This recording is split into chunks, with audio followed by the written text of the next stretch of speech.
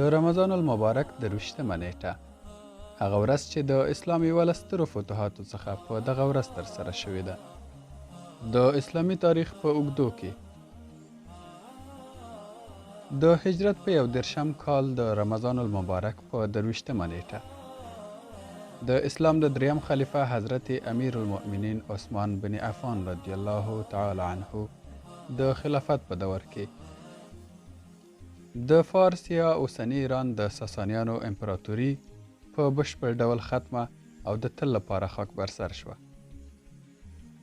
دا د اسلام په تاریخ کې د کفر خلاف یوه ډیره اوږده جګړه وه چې په پای کې فارس یعنی اوسنی ایران د حضرت سعد ابن ابي وقاص رضی الله تعالی عنه تر برجسته قومندې لاندې په بشپړ ډول فتح شو.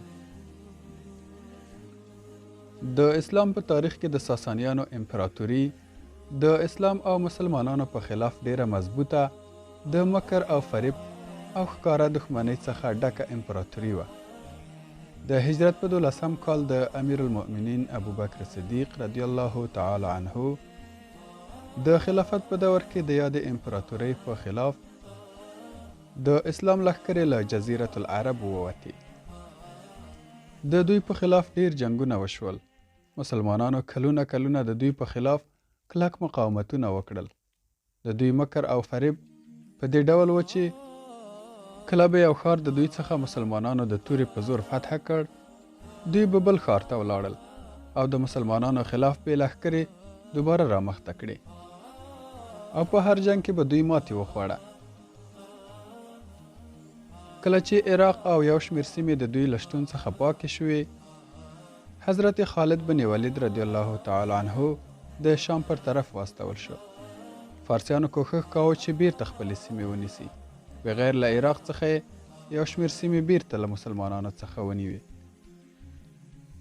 حضرت اخنف بن قیس رضی الله تعالی عنه امیر المؤمنین عمر رضی الله تعالی عنه ته یوه ورځ وویل: یا امیر المؤمنین، موږ به تر هغه وخته آرام ونه کړو تر څو چې د فارسیانو ریښه مو نه وي کښلې. کفري فسادونه، مکر او فریب او د مسلمانانو په خلاف لوی خنډ او تاوان د فارس امپراتوري ده. امیر المؤمنین وویل: هو والله تا بالکل ښه خبره وکړه.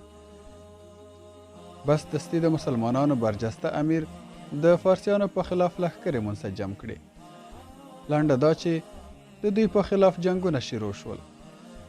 په پرله پسې ډول دغه ښارونه او سیمې ترې ونیول شوې: قادسیه، نهاوند، مداین، تیسفون، استخر، اصفهان، شیراز، کرمان، مکران او داسې نور. د دې ټولو ښارونو او سیمو په جنګونو کې د مسلمانانو قمنداني بیلابیلو صحابو کړې ده. ساسانیان د فارس سرحدي سیمو ته ولاړل او هلته ډیر وخت تم شول. د مسلمانانو په خلاف تدابیر نیول او دغه راز یادې سیمې او ښارونه د حضرت امیر المؤمنین عمر بن خطاب رضی الله تعالی عنه خلافت په دوره کې فتح شوي دي. کله چې د اسلام دوهم خلیفه په شهادت ورسید، د مسلمانانو بیعت د امیر المؤمنین عثمان رضی الله تعالی عنه سره وشو. د اسلام د دریم خلیفه په وخت کې دا د هجرت 21 کال راغی.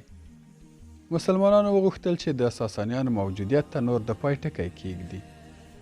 د فارس په سرحدونو کې د اسلام لښکرو د دوی په خلاف شدید جنگونه شروع کړل. څه وخت ډیر شدید جنگونه وشول، تر دې چې د حضرت سعد ابن ابي وقاص رضی الله تعالی عنه تر قومندانۍ لاندې د رمضان المبارک په 23مه نیټه د ساسانیانو وجود د تل لپاره خاک برسر کړ. په یاده فتح کې د ساسانیانو امپراتورۍ باچا یزدجیر هم ووجل شو. وروسته له فتح فارس د اسلام علم، عفت، غیرت او اسلامي تمدن یوه سپېڅلې خاوره وګرځېده. د اسلام په تاریخ کې د فارس خاوره د اسلامي تمدن په رڼا کې یوه ځلانده خاوره وه. په دې خاوره کې الله تعالی ډیر لوی برجسته علما پیدا کړل چې تر نن ورځې پورې امت مسلمه له علمي، ادبي او تمدني آثارو څخه متاثره دی.